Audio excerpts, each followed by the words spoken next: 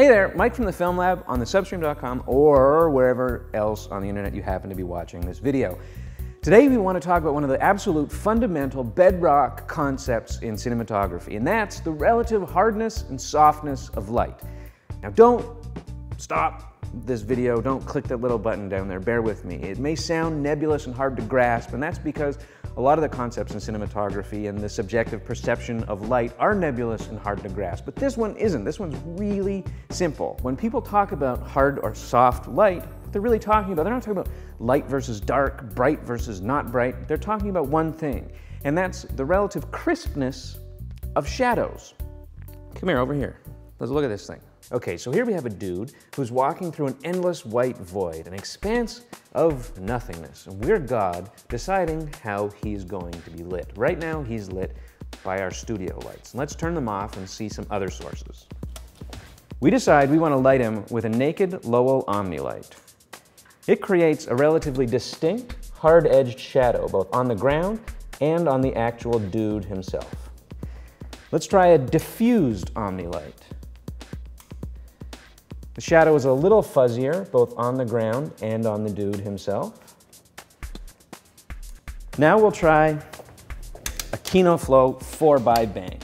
Yeah, his shadow is pretty much non-existent whatsoever over here, and the light on the actual figure seems much softer. Hard versus soft. Now, some of those lights were brighter than others, but that's not what caused them to have hard or soft shadows. What that is to do with is the size of the light source.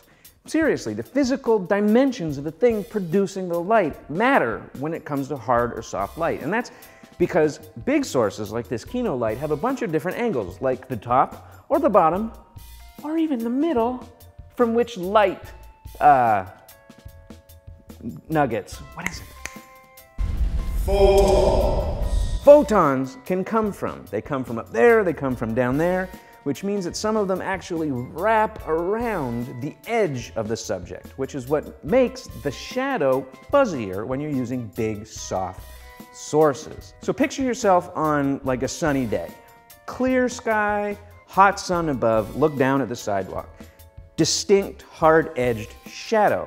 That's because you're being lit by one relatively small source. Like, I know the sun is like a gabillion miles across, but in the sky, it's actually relatively small. If you imagine yourself on the same sidewalk during an overcast day when the sky is completely covered by clouds, you'll imagine that there's no shadow underneath you at all. That's because you're being lit by a huge source. The entire sky is lighting you. Light's coming from over there, over there, over there, over there, bouncing off the ground, and completely obliterating your shadow. It's a much softer source.